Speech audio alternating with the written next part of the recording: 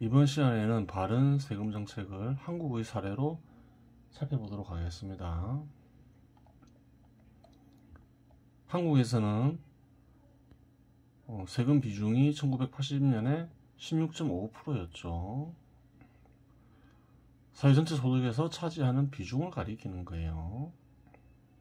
그런데 2020년에는 세금 비중이 20.05%로 증가함을 저번 시간에 이 표를 통해서 확인을 했죠. 그런데 보세요. 1980년에서 85년 사이에 세금 비중이 15.35%로 감소를 하죠. 16%에 대해서. 그런데 국내 총생산은 어떤가요? 121%가 증가하죠. 같은 기간. 그래요. 그리고 1985년에서 1990년에 보면 사이에 세금 비중은 16.56%로 바뀌죠. 그전에도 16.5%였죠. 16.56% 바뀌어요. 마찬가지로 같은 기간에 국내 총생산, 즉 사회 전체 소득은 127% 증가함을 확인할 수가 있어요. 그러다가 사회 전체 어떤가요? 1995년에서 2000년 사이에 세금 비중이 17.42%로 증가하죠.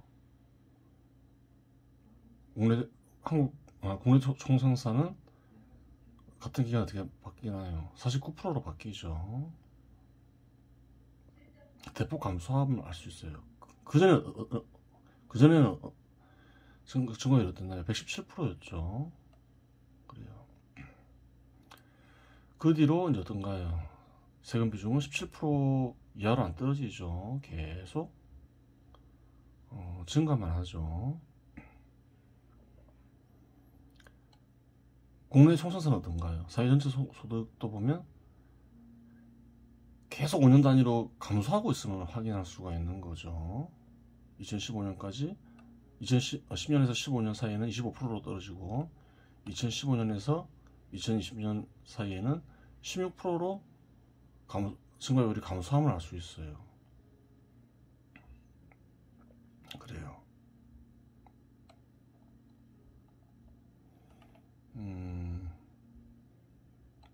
무슨 연관이 있을까요? 물론 세금 비중이 증가하는 게 국내 총생산 증가율을 감소시키는 절대적인 요인은 아니겠죠. 그러니까 세금 비중 증가만이 국내 총생산에 영향을 미치는 건 아니겠죠. 다른 여러 가지 요인도 있지만 세금 비중 증가는 어떤가요? 국내 총생산은 원리상 감소시키겠죠. 세금 비중 증가는 무조건 국내 총생산 증가율을 감소시키는 작용을 일으켜요. 그건 왜 그런데 이렇게 얘기할 수 있잖아요.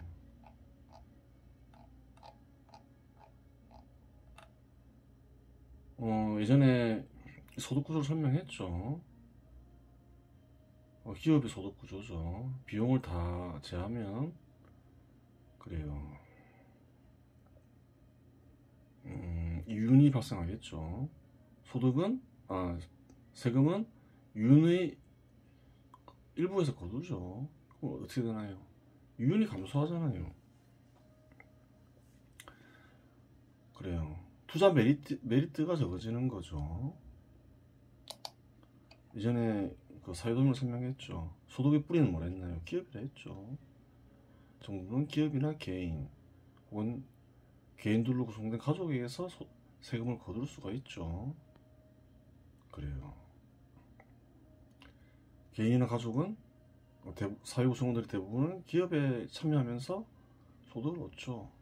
정부가 기업의 세금을 증가시키면 어떻게 되나요? 기업이 투자하기 어려워지겠죠. 그래요. 왜 어려워지나요? 이익이 감소하니까 기업이 잘못하면 손해날 수도 있는데 이익이 작아지면 투자하기 싫어하겠죠. 그래요. 세금을 증가시킬수록 그래요. 리스크를 감당해야 되는 기업은 투자를 꺼려 하게 되는 거예요. 또한 세금을 많이 증가시키면 증가시킬수록 어떤가요? 투자할 수 있는 여력이 작아지잖아요. 그래요. 기업만 투자하나요? 개인도 투자하죠. 대부분의 기업은 개인이나 개인들이 투자해서 설립을 하죠. 그래요. 개인의 세금을 부과하면 어떻게 되나요? 기업의 세금을 부과 안 한다 하더라도 재산을 모으기 어렵겠죠. 재산이 있어야지 또 기업을 설립할 거 아니에요. 그렇게 되는 거예요. 그래서 세금을 증가시키는 행위는 어떤가요?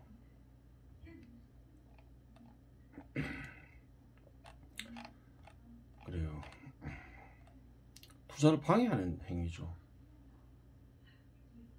생산을 방해하는 행위죠. 생산을 감소시키는 작용을 무조건 일으키는 거죠. 그렇게 되는 거예요. 물론 이런 생각을 할 수도 있죠. 정부도 투자할 수 있지 않느냐, 기업을 설립할 수 있지 않느냐, 세금 걷어서 정부가 그래요, 투자해서 소득을 증가시키면 안 되냐, 그런 생각을 많이 하죠. 그런 생각이 극단에 이르면 어떻게 되나요? 사회주의나 공산주의로 가는 거죠. 정부가 능력이 있나요? 능력이 없죠. 그래서 1990년대 초중반에 설립된 공산주의 국가들이 대부분 멸망하거나 다시 시장을 도입하고 그래요. 사적 자본을 허용했죠. 최근에 보면 사회주의를 선택한 베네수엘라도 보면 어떤가요? 남미에서 부유국이었는데 굉장히 가난해졌죠. 능력이 없어요. 대체가 안 된다는 거예요.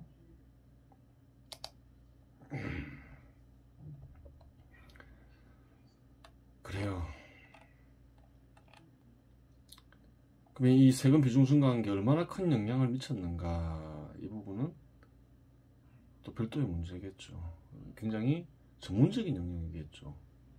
혹여나 뭐 다음에 경제도면 심화편을 다룰 때나 다룰까, 뭐 지금 다룰 문제는 아닌 거죠. 복잡하겠죠. 지금 다루는 건 다 기초적인 거예요. 그래요. 그런데 이상한 점이 한 가지 있어요. 세금 비중이 증가했길래 최근 5년간을 봤어요. 봤는데 2016년에서 2017년 보면 국내 총생산이 증가한 걸로 나오죠. 다 증가한 걸로 나오죠. 2019년에서 2020년도 0.45% 증가한 걸로 나오죠. 2020년 0.45% 증가한 걸로 나와요. 근데 이거는 원화 기준이고 달러 기준으로 보면 좀 달라요. 2016년에서 17년에는 8.2% 증가했죠. 17년에서 18년에는 6.2% 증가해요. 2018년에서 19년에는 보면 마이너스 4.3% 나와 있어요. 2019년에서 2020년에는 마이너스 0.78% 돼 있어요. 국내 총생산이 2019년, 2020년에 감소한 걸로 나와 있죠. 근데 그전에는 증가한 걸로 나와 있잖아요. 조금이라도. 어떻게 된 건가, 이렇게 생각해 볼 수 있죠. 어려운 건 아니에요. 그런 부분이 환율 때문에 그런 거예요. 환율이 2018년에는 1100원이었고 2019년에는 1166원이었죠. 그래요. 2018년 한국 국내 총생산 보면 어떤가요? 1조 7천억 달러, 1조 7,250억 달러 가까이 되죠. 여기에다가 2018년에는 환율이 1100원 정도 됐죠. 곱하면 어떻게 되나요? 1898조 나오죠. 1898조 나오죠. 똑같죠. 거의 비슷하죠. 2019년 어떤가요?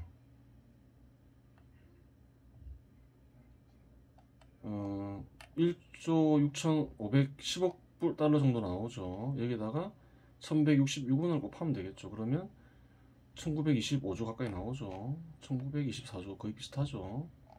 그래요. 하여간 뭐 달러 기준으로 보면 마이너스가 나와 있어요. 그러면 그때 세계가 되게 어려웠냐 확인해 볼 필요가 있겠죠. 2019년에는 특별한 일이 없었죠.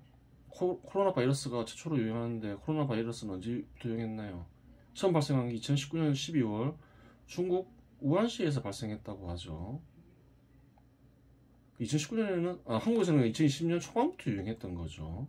2019년에 4%가 감소한 거는 문제가 있을 수 있어요. 중국은 플러스였죠. 일본도 2019년에 2.2% 증가했죠. 미국도 3.98% 증가했죠. 많이 증가했죠. 근데 독일은 2.54% 감소했어요. 달러 기준으로. 감소한 나라도 있고 증가한 나라도 있는 거예요. 한국은 굉장히 큰 폭으로 감소했죠. 특별한 일도 없었는데. 그건 뭐 내용이 뻔한 거죠. 세금 막 올리고 이때 이 기간에 뭐 어떤 일이 있었나요? 18년, 19년도에 다 알죠. 뭐 소득주도 성장한다면서 이상한 일을 벌렸죠. 그래요.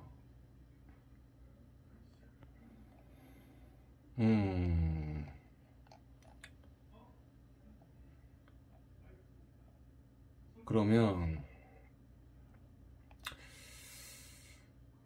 좀 어떤 문제가 있지 않았는가 좀 자세히 들여다볼 필요가 있어요.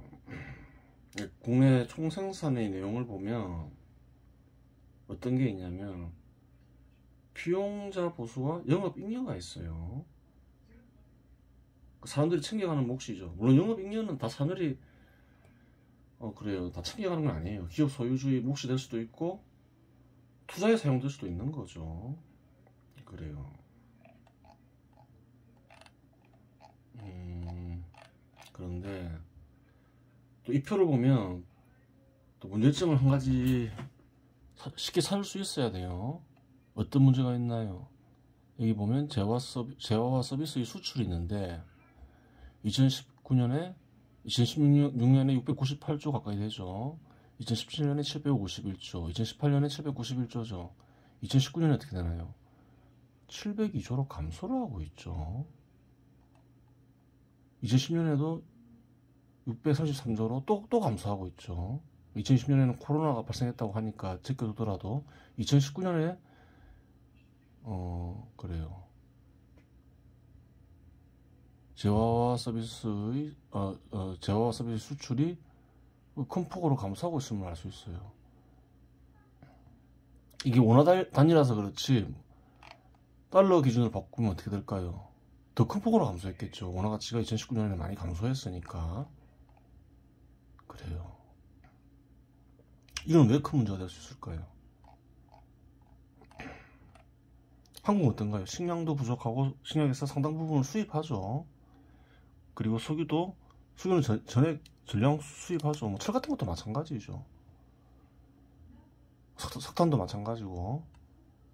그 수출에 문제가 생기면 왜 한국에는 큰 문제가 될까요? 수입하지 않으면 생존이 불가능하죠. 한국 사람들은. 수출하면 어떻게 되나요? 달러를 얻죠. 달러를 은행에 입금하겠죠. 그럼 수입상이 한국 사람들이 필요로 하는 것을 달러를 가지고서 구매하겠죠. 해외에서. 그래서 한국은 이렇게 수출이 감소하면 큰 문제가 되는 거예요. 알아야 되는 거예요. 다른 나라에 비해서 수입이 크게 의존하면서 살아가고 있죠. 그거 알아야 돼요. 그리고 또 어떤 문제가 있었냐. 아까 얘기했지만 피용자 보수와 영업잉여는 그래요. 사람들의 몫이 될 수 있는 거예요. 혹시 이 부분에 문제가 생긴 게 아닌가 이렇게 생각해 볼 수 있죠. 그래서 표를 한번 정리해 봤어요. 피용자 보수는 어떤 거예요? 2016년 786조, 2017년에 824조로 증가하죠. 2018년에는 868조로 증가하죠. 2019년에는 913조로 증가하죠.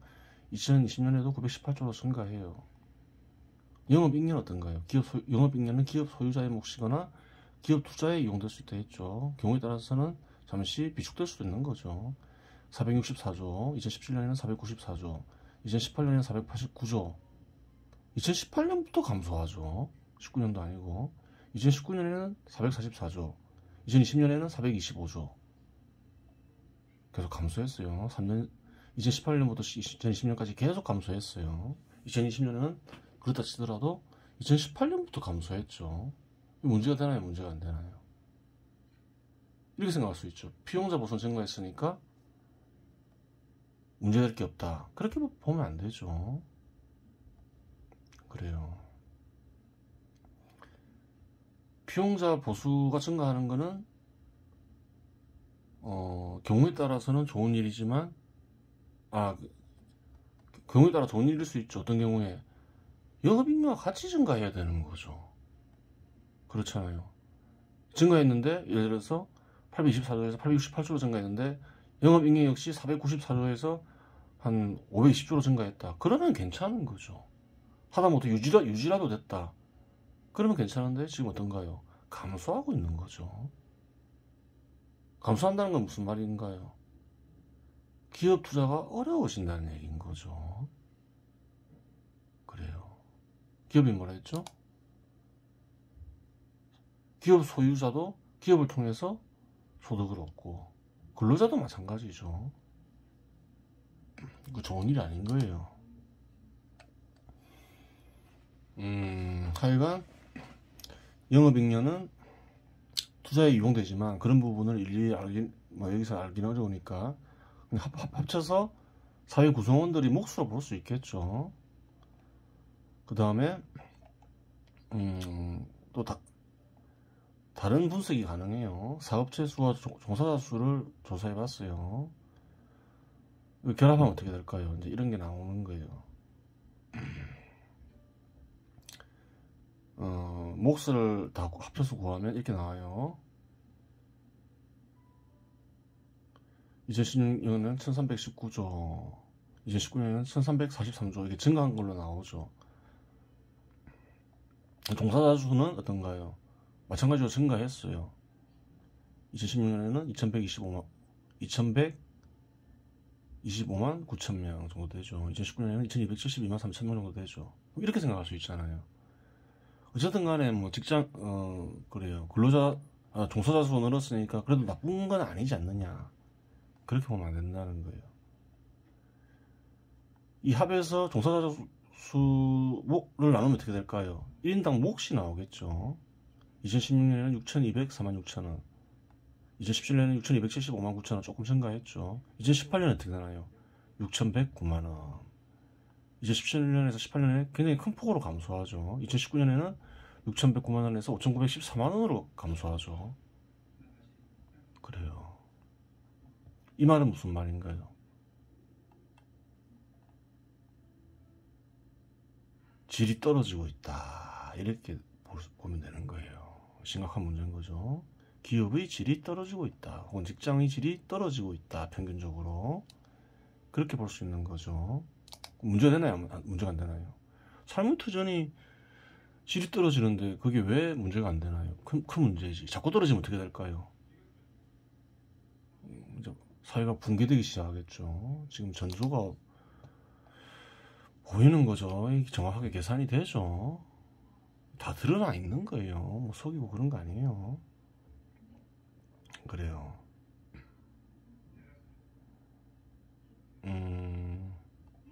자, 그러면 정말 살펴봤던 거니까 그러면 이제 지금 한국은 심각한 상황으로 볼 수 있는 거죠. 삶의 터전이 질도 나빠지고 수출에 의지해서 수입도 하면서 생존하고 있는데 수출도 감소하고 있고 그러면 우선적으로 뭘 해야 될까요? 뭐 세금 정책만 다루니까 전체적으로 보면 빨리 생산 조건을 기업이 생산되는 조건을 향상시켜야 되겠다. 그건 누구나 생각할 수 있는데 지금 세금만 다루니까 우선 세금의 그래요. 최적의 세금 비중을 구해야 되겠죠. 어떻게 구할 수 있을까요? 과거 사례로 구할 수가 있겠죠. 한국은 어떤가요? 1985년에서 1990년 사이에 80년에서 85년 사이에 121% 사회 전체 소득이 증가했죠. 크게 증가한 거죠. 그때 세금 비중이 몇 프로였나요? 15%였다는 거예요. 1985년에서 1990년까지도 그래요. 소득이 크게 증가했죠. 127.5%. 그때 세금 비중이 얼마였나요? 16.56%였죠. 그러면 일단 어떻게 정할 수 있을까요? 이게 뭐 이 수치 역시 변하는 건데 세금 비중은 일단 16.55%로 정할 수가 있겠죠. 그리고 중앙정부와 지방정부의 몫을 정할 수 있겠죠. 지방자치를 안 하면 계획적으로 해야 되는 거지만 지방자치를 하면 또 다른 얘기가 되는 거죠. 그래요. 어떻게 정하면 될까요? 중앙정부의 몫을 중앙정부가 먼저 정하게 하면 되는 거죠. 그런 건 분석하면 가능한 거죠. 그 다음에 나머지 세금은 지방정부가 정하게 하면 되는 거예요. 알아서. 근데 어떻게 해야 되나요? 16.55% 이내에서 정하게 하면 되죠. 그럼 어떤 이는 세금을 덜 거둘 것이고 혹은 그렇죠. 16.5%까지 거두는 일도 있고 그렇겠죠. 그래도 크게 큰 문제는 안 생기겠죠. 근데 이런 경우가 생길 수 있잖아요. 세금 비중 한도를 16.5%로 정하지 못하는 상황이 발생할 수 있잖아요. 왜 그런가요? 한국처럼 세금 비중을 20%까지 올려놓으면 갑자기 줄이기 어려울 수 있잖아요. 그때는 어떻게 하면 되나요? 장기간 증세 금지를 하면 되죠. 어려운 건 아니죠. 그래요.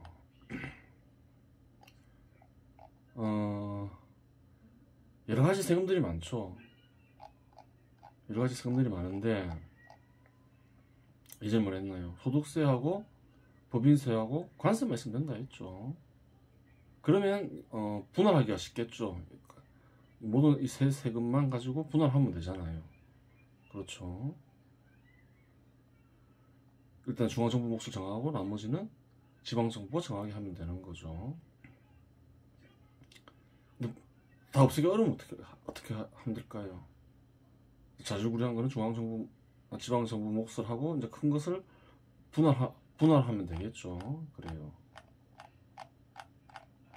또 그랬잖아요. 장기간 아까 얘기했지만 장기간 당장 16.5% 낮추지 못하면 어떻게 하라 했나요? 장기간 증세 금지를 하면 됐죠. 그건 무슨 원리인가요? 장기간 증세를 금지하면 국내 총선산이 증가하잖아요. 지금은 좀 어려울 수도 있지만 또 다른 경제 정책을 통해서 국내 총선산을 증가시킬 수 있겠죠. 그러면 그래요. 동결해 놓으면 시간이 흐르면 16.5% 세금 비중이 16.5% 되겠죠. 그 원리인 거예요. 그런데 한국의 그 세금 지출을 보면 사회복지가 많이 늘었어요. 167조인데 구성비가 32.6% 되죠. 근데 2007년도에는 56.1조밖에 안 되죠. 구성비가 23.7%죠. 복지 역시 반드시 중앙에서 해야 되는 게 아니면 어떤가요? 지방으로 넘겨야 되는 거예요. 지방에서 결정하게 해야 돼요. 핵심적인 복지 빼고는 안 할 수도 있잖아요. 지방에서는 우리는 기업이나 키우게 되라면서 아니면 복지만 하는 데도 있을 수도 있고 지금 이렇게 막 복지하는 게 유행이 돼가지고 복지 안 하면 악처럼 되고 이렇게 사회복지를 증가시키면 선처럼 되는데 그렇게 생각하면 안 돼요. 왜 그러냐면 복지에도 선천적인 복지가 있고 후천적인 복지가 있어요. 선천적인 복지는 뭔가요? 문명의 발전에 따른 복지가 있죠. 한국을 보면 그래요. 90년에 그래요. 1인당 지역 내 총생산이 479만 4천이었죠. 2020년에는 3,748만 9천으로 크게 증가하죠. 한 7배 이상 증가하죠. 과거에는 1인당 지역 내 총생산이 더 적었겠죠. 60년대나 70년대에는. 이 발전하면 어떻게 되나요? 복지 왜 안 하나요? 가난한 이들을 구제하기 위해서 하는 거죠. 60년대, 70년대에는 보릿고개가 있어서 일을 해도 그래요. 제대로 된 소득은 얻지 못했다고 하죠. 굶어 죽고 그랬다 하죠. 제대로 식량을 구매하지도 못했죠. 근데 발전하니까 어떻게 되나요? 다 해결되죠. 발전하게 되면 가난이 해결되는 거예요. 가장 큰 복지인 거죠. 문명의 발전에 따른 복지가 있다. 선천적 복지. 또 자연적 복지도 있는 거죠. 개인들이 재산을 모으면 예전에 설명했죠. 가까운 사람 도와주죠. 부모가 자녀를 도와줄 수도 있고 자녀가 부모를 도와줄 수도 있고. 그런 자연적 복지가 있는, 선천적 복지가 있는 거예요. 그리고 후천적 복지가 있는 거죠. 정부가 해주는 거. 어느 게 더 좋을까요? 선천적 복지가 더 좋은 거죠. 정부가 인위적으로 복지하려고 하면 또 말썽도 많이 생기잖아요. 다툼도 일어나고. 이걸 선천적 복지를 살리면서 후천적 복지로 보완을 해야 되겠죠. 그래요. 그러면 기업을 그래요. 기업의 양관실을 증가시키는 것. 그건 뭔가요? 선천적 복지에 해당하는 거죠. 그래요. 그렇게 접근해야 되는 거예요. 그렇기 때문에 뭐라고 했나요? 복지기금이 너무 크잖아요. 167조. 42% 가까이 되는데 핵심적인 것은 빼고 나머지는 지방정부에 이양해서 알아서 하라 그러면 되는 거죠. 그럼 지방정부도 재량껏 할 수 있는 여지가 생기는 거죠. 예, 이번 시간에는 여기서 마치겠습니다.